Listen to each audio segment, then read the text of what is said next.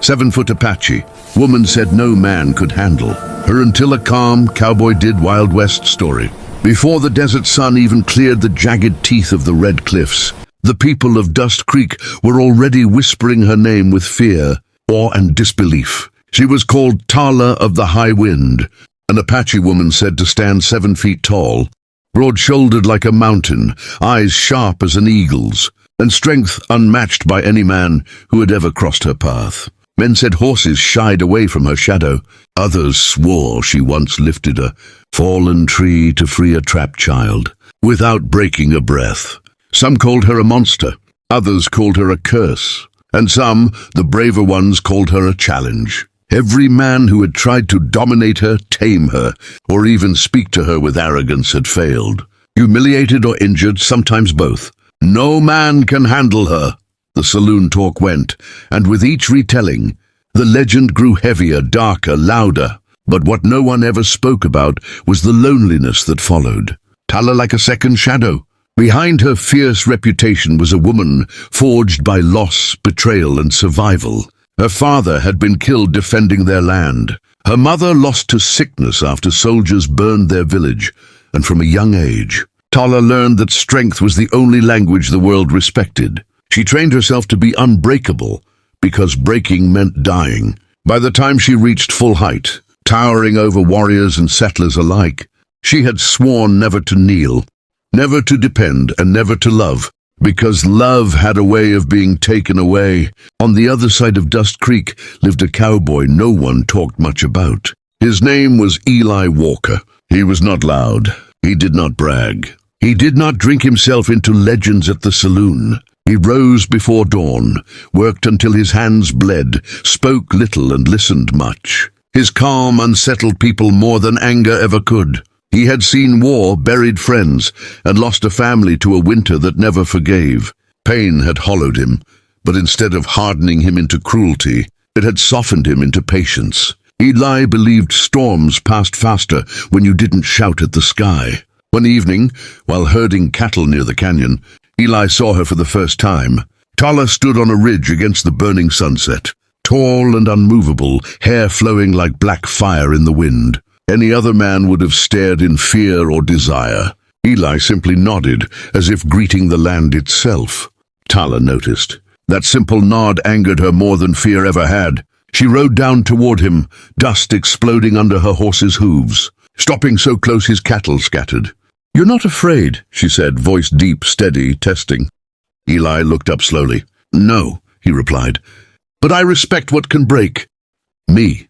That answer struck. Something old and buried inside her. Still, she scoffed, turning away, telling herself he was no different. Yet days passed, and their paths crossed again and again, always without challenge, without conquest. Eli never tried to outshine her strength or shrink beneath it. He spoke to her like a human being, not a legend. When townsfolk dared him, mocking him to prove himself by facing her, he refused. "I don't wrestle storms," he said. "I learn when to walk beside them." When a brutal drought hit the region, tensions flared. Water sources dried, cattle died, and blame spread like fire. Settlers accused the Apache. Guns came out. Fear grew teeth. One night, violence erupted near the river, and Tala arrived to find blood on the sand and a boy crying beside his wounded father. Without hesitation, she carried them to safety. Eli was already there, binding wounds, calm in chaos. Side by side, they worked without words, hands moving in shared purpose. In that moment, Tala felt something unfamiliar, not weakness, not surrender, but balance. A strength that did not push against hers, but flowed with it. Still, she reminded herself of her vow. No man could handle her, and none ever would. Yet as she rode away under the cold stars, she realized something had shifted. The calm cowboy had not tried to handle her at all, and that scared her more than any man before. The weeks that followed tested everything Tala believed about herself and the world. Conflict brewed thicker with each dry day, and the fragile peace between settlers and Apache. Warriors trembled on the edge of collapse. Tala stood at the center of it all, pulled between protecting her people and preventing a bloodbath that would claim lives on both sides. She was used to carrying weight alone, used to being the wall everyone leaned against. But even stone cracks under endless pressure. Eli sensed it without her saying a word. He never followed her uninvited, never demanded answers. He simply showed up when help was needed, whether it was repairing a broken fence, calming frightened children, or standing quietly beside her during tense negotiations. The town began to notice something strange. Tala was still fierce, still towering, still unbreakable, yet there was a softness around her now, like steel wrapped in leather instead of barbed wire.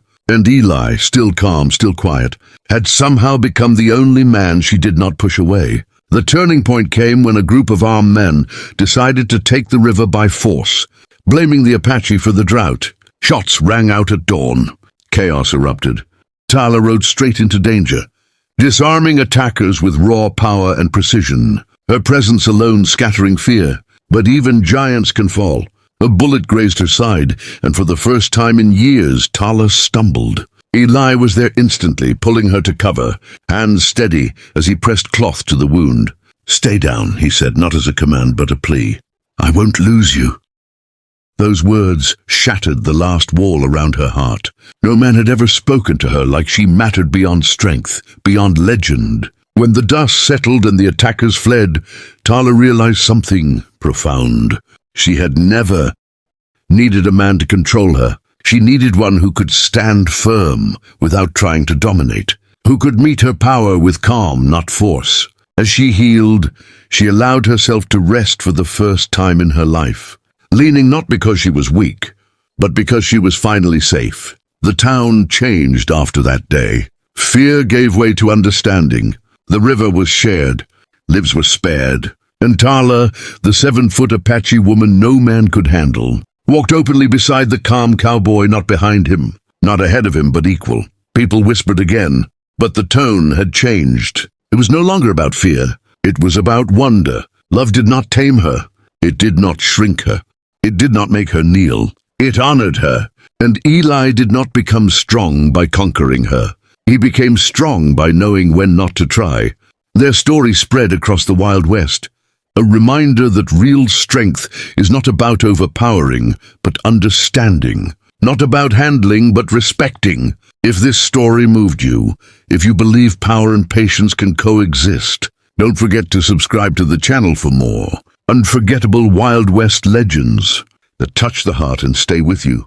Long after the dust settles,